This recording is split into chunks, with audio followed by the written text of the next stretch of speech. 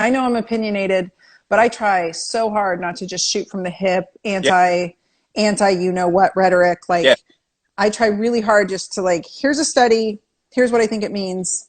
Here's, I'm trying to translate information into forms that people can understand. It maybe doesn't always translate the same way. I mean, you and I could translate a study two different ways, to be honest. Like, it does come down to opinion, but anyway, we're in a weird world, and um, it's I don't think there's any place for censorship by any means, but also I understand that we could have a free for all going on out there. So I understand why they're trying to put checks and Well, balances in. I just don't understand what their rhyme and reasoning is behind how they're doing it. well, and if it's all predicated on science, and you are a very science-minded person, work kind of in natural medicine, and so you know your science, and that's what you do when you post things. Yeah, you're a little sassy. That's why we all love you so much.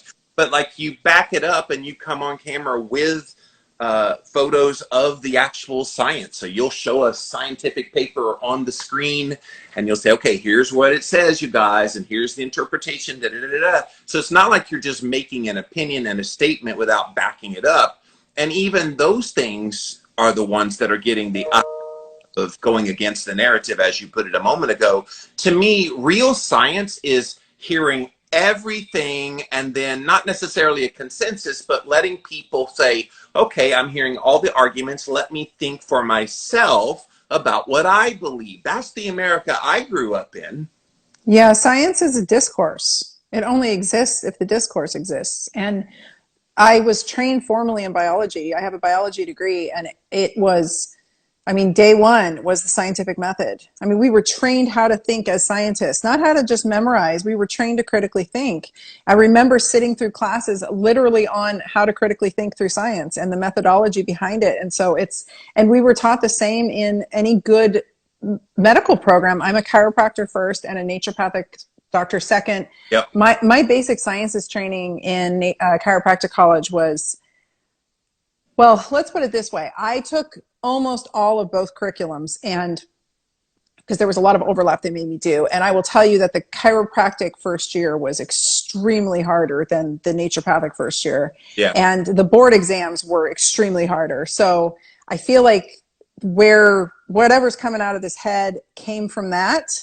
But in naturopathic college, I learned how to find the root cause of things. And so I went through naturopathic college myself because I had long hauler syndrome, and I was trying to figure out how to become more robust so that a virus didn't take me out. I mean, honestly, I had a doctor say, if you one good virus and you're gone. Like those were words spoken to me by a physician at one point. And so I was trying to figure out how to, I realized quickly that terrain mattered. And, I'll speak to this. People, for some weird reason, it's gotten so weird on here. Like, germ theory and terrain theory coexist, in my opinion, right? Yeah. Like, I believe that organisms are somewhat symbiotic until they become pathologic. And what can induce a pathologic state? Trauma, stress, a sick body, a pathologic body, the wrong virus in there, boom, it's a mess, right? And for some reason, even within the freedom fighting community, we can't seem to agree. Like, I don't feel like I have a home because most of them are saying viruses don't even exist at all, which is fine. They can believe that. I have been taken down by them enough, and I've seen patients be sickened and die from them enough that I do believe in them. And I think it's both. You have an organism fresh on the scene, fresh into our species. Anytime an organism is introduced to a species the first round, it's going to be really virulent and rough. And then you have a pretty sick society as a whole. I mean, the combination was the perfect storm. But nobody wants to talk about that. Everybody wants to blame it on this or this or this. And it's become really black and white and really polarized and really political. And in my head, I'm just sitting there remembering first year medical school, like, has anyone read a virology textbook recently? Because did we throw all that out? Is that are we not doing that anymore? Yeah, last year when all the debate over the therapeutics was happening with HCQ and other things for the, I call it the Black Death, what we dealt with the last year and a half. And the little thing that they're sticking in the arm, I'm calling the hokey pokey, just so you know my verb, how I get around that. And I was amazed. And immediately I was like, science without debate is indoctrinated propaganda. You have to look at it that way. I agree completely. I had a high school teacher who was a immigrant from East Berlin, and when they were under communist regime, and he taught us US history, which was crazy and cool. But he also had us reading German history books that were written at the same time period. And I was studying German in school, and I went to Germany the year after the wall fell. So I was taught by him how to read propaganda. And I had some really rebellious, critical thinking. Like, I think they wouldn't even be allowed to teach anymore. Some real rabble rousers for teachers. And they had us reading, like, I had a film lit class where we watched Cool Hand Luke and all kinds of films that we like broke down the propaganda in the film. And then I was taking English lit, and we were reading Sylvia Plath and, Kurt Vonnegut and J.D. Salinger. So like, and I was listening to, grunge hit the scene then, and I was living in Portland. So I was like just indoctrinated with rebellion to its core. And yeah.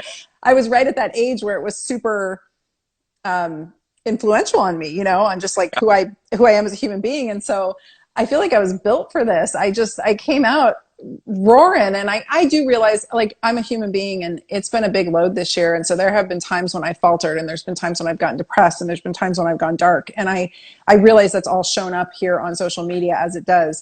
But in the end, I'm just like, what people don't get who want to fight against me is that I'm fighting for them. We're all fighting for them too. Right? Why do people fight for their limitations? I do not understand it. Well, and it's rare people like you and me. And by the way, we have a lot in common, because I was a poli-sci guy, so I've got a lot of those American history knowledge myself. I was alive when the wall came down as well, and was just kind of going to college at that point as well. And I was an English nerd. I double majored in poli-sci and English, and so we have a lot of similarities. I didn't realize that. That's cool. But yeah, people like to walk off the cliff together. I mean, I hate to put it in that many terms because it makes people sound stupid, but we are very much followers, and there's very few leaders. Yeah. And the thing is, because when you try to lead, you get your head shot at, right? The second you stick your neck up, it's like people start taking shots at you. And then it's that whole crabs in the pot analogy. Plus, I think a lot of people's lives don't have a lot of purpose and meaning. And I think they just sort of go along with the flow. And this gave them purpose. And the fear was quite addictive. And we know that fear within a matter of weeks gets hardwired into your amygdala and your limbic system, and it becomes part of your physiology. And so you keep chasing that dragon to get those dopamine hits. So I think a lot of this was like, for the first time in people's life, something exciting was happening, even though it was awful. Right. It was exciting, and they could watch the news and get their dose of fear every night. And I just don't. It's funny, I have like 4 different necklaces that say fearlessness on them. Like, that was my motto trying to get through. I went through chiropractic and naturopathic school concurrently as a single mom in bankruptcy. And so for me, it was always about fearlessness. Like, how do I overcome all fear to the point where, so when shit hits me now, I'm like, what else you got? Like, I may wear out before, but I will not succumb to fear. And I certainly don't. I mean, I haven't watched television. I might stream shows and stuff, but I don't sit down and watch network TV. I don't even. When all of this went down in March last year, literally I did 2 things. One was for my health physically, and the other was for my health mentally. The physical one was I started taking as a prophylactic high-dose vitamin D3 K2. I'm talking 20, 30 K, just to kind of, I didn't know what was happening. I wanted to make sure my immune system was as strong as it could be, and empirically, I knew that would be helpful. I did other things, but that was a big change. And then the second thing I did was I cut off my DirecTV, and I never turned on the television at all. I did not want to expose my brain to all of that. And I was going through a pretty traumatic thing myself last year, incident in my life. I'm now on the other side of it, so I'm much better. But in the midst of it, I did not need, fake propaganda thrown at me to make me fearful when I was already dealing with shit in my life. So I didn't need more piles of shit on top of the shit I was already dealing with. Real Good Foods is one of the fastest growing frozen food companies in the U.S. Everything they make is nutrient dense, high in protein, low in carbs, and made from real food ingredients. Instead of using processed flours, everything they make is 100% grain-free and gluten-free, which is how they keep their carbs so low. They can be found at Costco, Walmart, Target, Kroger, and in almost every grocery store nationwide. Or you can order online. Check us out today at realgoodfoods.com and at realgoodfoods on social media. Yeah, I have kind of a standing rule that it has to be funny or I won't watch it. I'll sometimes do thrillers and stuff, but like it has to be funny before I'll sit down and watch it. I don't need extra dark thoughts in my head. I have enough naturally occurring, you know? A lot of the things I watch now, because I've kept the TV off, I'll watch YouTube and I'll go right to like dry bar comedy because it's cleaner comedy and it tends to be truly funny, really funny stuff. And I'll look old clips of like Jeff Dunham and different people that I know will make me laugh. And you're right, we need to be mindful. And this has been the disappointing part about the last year with the Black Plague is everything about all these practices to make us, quote, healthy, social distance, wear a muzzle, stay at home, now get the hokey pokey, like all these things we've been told to do. Not once did they say go get fresh air. Not once did they say breathe and meditate. Not once did they say all of these practices that could actually make us healthy, including watching things that make you laugh to improve all the endorphins and all the chemicals in your body. Like, to me, they missed an opportunity that if they truly cared about the health of the people in the United States of America, they would have been talking about a long time ago. Yeah, well, in any country, really, there really was an opportunity missed for humans to. I don't know. Let me back up. I knew this was coming since I was 19. I don't know how. That's a whole other story, but I knew this was coming. My daughter knew that I knew this was coming, and so she's heard about it for a portion of her life. I call it the zombie apocalypse, but I was like, it's coming, and it didn't mean that there was going to be like literal walking zombies. It just meant there was going to be a shift. I would argue you, Dr. Tina, there are some walking zombies who'll have a muscle on their face with the hokey pokey, and they're scared half to death.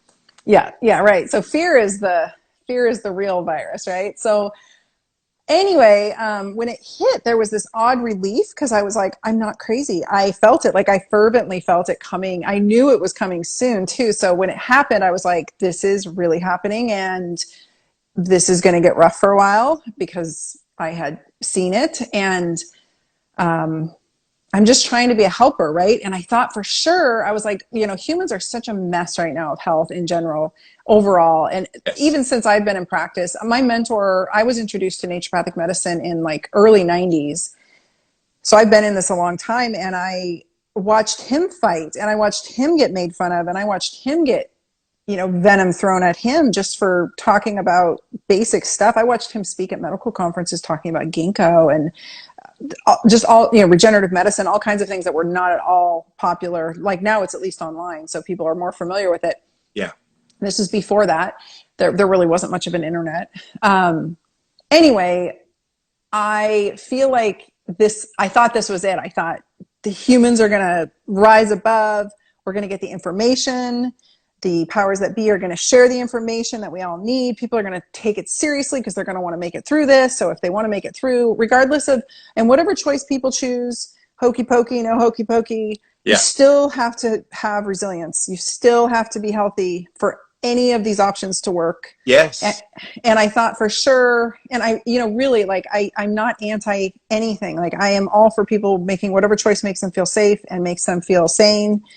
Whatever outcomes come from that is on them, but like, let people choose.